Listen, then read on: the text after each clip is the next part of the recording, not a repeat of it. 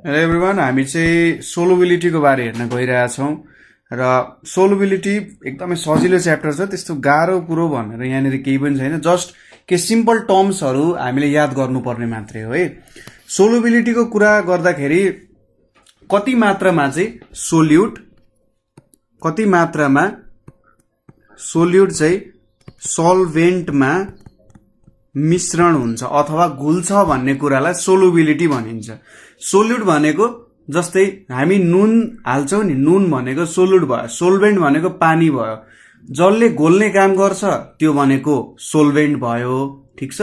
जसले घोल्ने काम गर्छ सोल्भेन्ट, जुन कुरा चाहिँ घोलिन्छ त्यो कुरा सोल्युट भयो।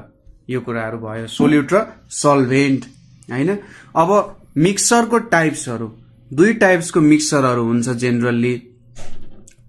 मिक्सर त हामीले भनिहाल्यो, मिक्सर भनेको कुनै पनि कुराहरूलाई कम्बाइन गरेर राखियो अरे, ठीक छ। Two or more than two सब्स्टेन्सेसलाई चाहिँ केही जे पनि प्रोपोर्सन हुन सक्छ त्यो प्रोपोर्सनमा मिक्स गरेर राखियो भने त्यसलाई मिक्सर भनेर भनिन्छ।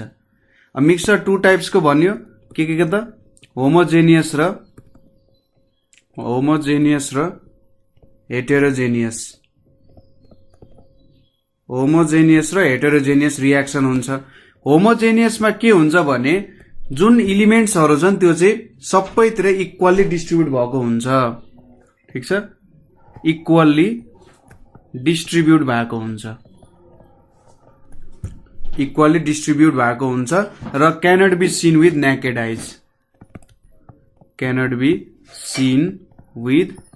आइज। जस्तै चिनी चाहिँ पानीमा घोलिँदा के हुन्छ भने सबैतिर त्यो चिनी के हुन्छ, इक्वल हुन्छ नि। तपाईले चिनी मजाले घोल्नु भयो, चिनी घोल्दा तपाईले खानुभयो भने एक चम्चा चिनी लिनुभयो, त्यसमा पनि त्यति नै गुलियो हुन्छ, अर्को चम्चा लिँदा पनि त्यति नै हुन्छ नि। हो, होमोजेनियस भनेको चाहिँ त्यही भयो, सबैतिर इक्वल्ली डिस्ट्रिब्युट हुन्छ र त्यहाँको पार्टिकल्सहरू नेकेड आइजले देख्न सकिँदैन है। जस्तै सुगर सोलुसन भयो, एउटा सुगर सोलुसन भयो। त्यसै गरी एल्कोहल र वाटरको भयो हैन, एल्कोहल र वाटरलाई जोइन गरेर राख्यो भने। त्यसै गरी एयरको मिक्सचर पनि भयो, ठीक छ। र जिंक अमालगम भन्छ। जिंक अमालगम भनेको चाहिँ हाम्रो सायद मर्करी र जिंकलाई रियाक्ट गरेको होला। जिंक अमालगम भनेको एउटा लिक्विड र सोलिडलाई रियाक्ट गरेको जस्तो भयो। यो लिक्विड र सोलिड, यो लिक्विड र लिक्विड, यो सोलिड र लिक्विड, यो ग्यास र ग्यासको रियाक्सनहरू जस्तो भयो हैन। यो भयो होमोजेनियस रियाक्सन। हेटेरोजेनियस रियाक्सन भनेको ठ्याक्कै यसको उल्टो, नट इक्वल्ली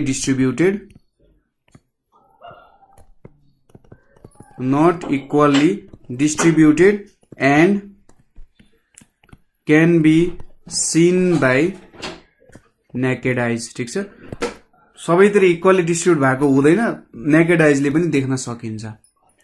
अब यसपछि हाम्रो अर्को टाइपको जुन सोलुसन छ त्यसलाई चाहिँ हामीले बेस्ड अन मिक्सर छ, मिक्सरलाई चाहिँ साइज अनुसार हामीले यतिलाई सेपरेट गर्ने गर्छौं।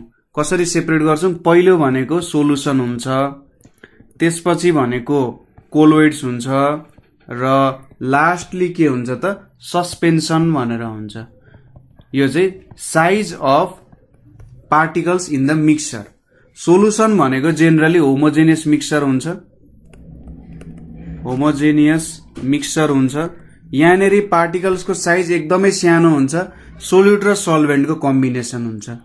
कोलोइड्स, COLLOIDS है, कोलोइड्स भनेको जेनरली हेटेरोजेनियस मिक्सर हुन्छ।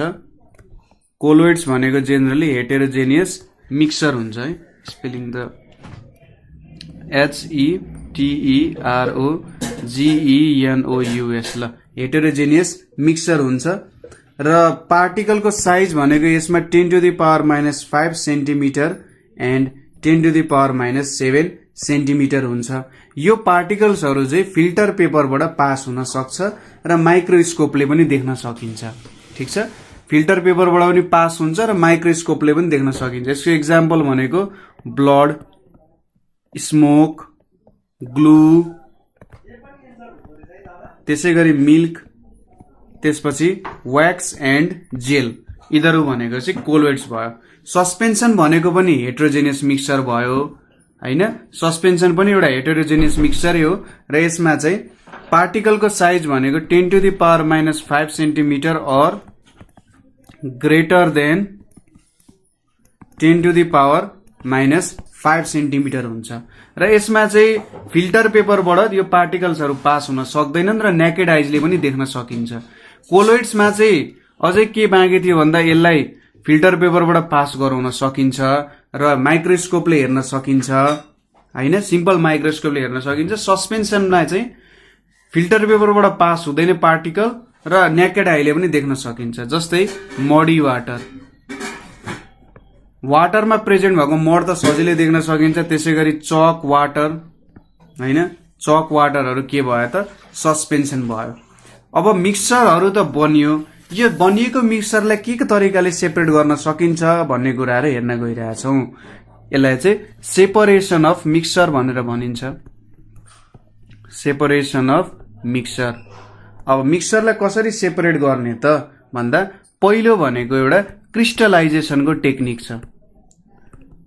म तपाईले प्रोसेस एक्सप्लेन गर्छु किनभने धेरै त्यस्तो केही सोच्नु पर्दैन यसमा। क्रिस्टलाइजेसनमा के हुन्छ भने सपोज तपाईले पानी र चिनीलाई एक ठाउँमा राख्नुभयो, घोल्नुभयो, घोलेर तपाईले अब त्यसलाई हिट गर्दै जानुभयो। हिट गर्दै जाँदाखेरि चिनीको जुन बोइलिङ पोइन्ट छ त्यो त वाटरको भन्दा धेरै छ, त्यसैले वाटर चाहिँ सुरुमै उडेर गइसक्छ र त्यहाँनिर चिनीको क्रिस्टल्सहरू बस्ने काम गर्छ र त्यसलाई चाहिँ क्रिस्टलाइजेसन प्रोसेस भन्छ। यो प्रोसेस चाहिँ हामीले दुईटा सब्स्टान्सेसहरूको छुट्टा छुट्टै बोइलिङ पोइन्ट छ भन्ने कन्सेप्टले युज गरेर सेपरेसन गर्छौं। सोलिड र लिक्विड छ, तिनीहरूको बोइलिङ पोइन्टहरू सेपरेट छ र बोइलिङ पोइन्ट अनुसार हामीले तिनीहरूलाई सेपरेट गर्न सक्छौं भन्ने प्रोसेस चाहिँ क्रिस्टलाइजेसन प्रोसेस हो। ठीक छ, सोलिड र लिक्विडलाई सेपरेट गर्न है, सोलिड एन्ड लिक्विड सेपरेसनको लागि युज हुन्छ। सोलिड एन्ड लिक्विड सेपरेसनको लागि चाहिँ क्रिस्टलाइजेसन युज हुन्छ। अर्को भनेको के छ त सब्लिमेसन छ। सब्लिमेसन भनेको चाहिँ के हो भने कुनै कुनै सब्स्टान्सेसहरू चाहिँ कस्तो हुन्छ भने सोलिड सब्स्टान्सेसहरूलाई मैले हिट गरे भने तिनीहरू लिक्विड नभई डाइरेक्टली के बनिदिन्छन्, भेपरमा कन्भर्ट हुन्छन्। ठीक छ, कुनै कुनै सब्स्टान्सेसहरू चाहिँ सोलिडमा भएका सब्स्टान्सेसहरू लिक्विडमा नभई के भइदिन्छन्, ग्यासमा कन्भर्ट भइदिन्छन्।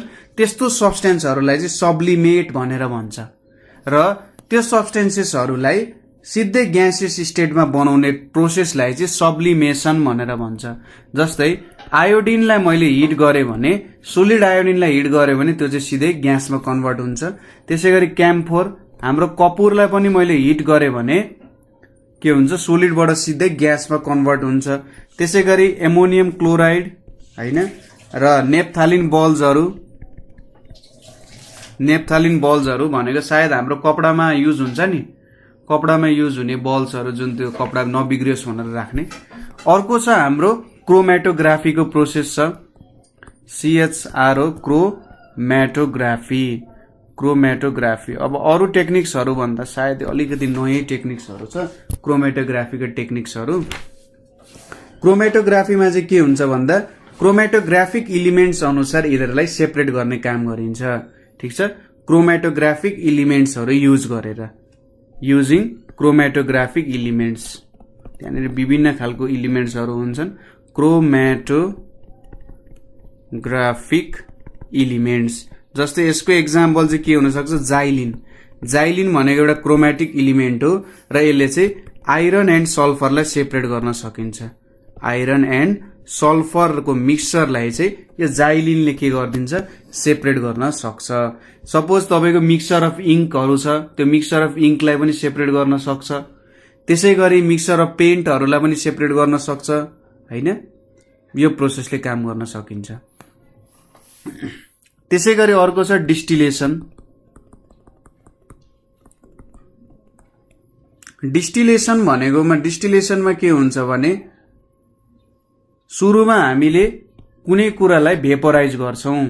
सपोज हामीले अघि जुन चिनी पानीको रियाक्सन हेरेका थियौं, वाटर के भयो त, वाटर चाहिँ बोइल भएर भेपर भएर गयो, भेपर हुन्छ, भेपर भएर फेरि त्यसलाई हामी कन्डेन्स गर्छौं, कन्डेन्स गरेर फेरि हामी त्यसलाई लिक्विड वाटरमा कन्भर्ट गर्छौं। हो यो प्रोसेसलाई चाहिँ हामीले भेपराइज गर्ने सुरुमा अथवा इभापोरेट गर्ने र त्यसपछि फेरि त्यसलाई लिक्विडमा कन्भर्ट गर्ने। भेपर बनाउनु भनेको लिक्विडलाई केमा लानु हो त, ग्यासमा लानु हो, र कन्डेन्स गर्नु भनेको ग्यासलाई फेरि लिक्विडमा लानु। ठीक छ। सो भेपराइज गर्ने फेरि कन्डेन्स गर्ने प्रोसेस चाहिँ डिस्टिलेसन भयो। सजिलो छ। अब अर्को फिल्ट्रेसनको प्रोसेस हुन सक्छ।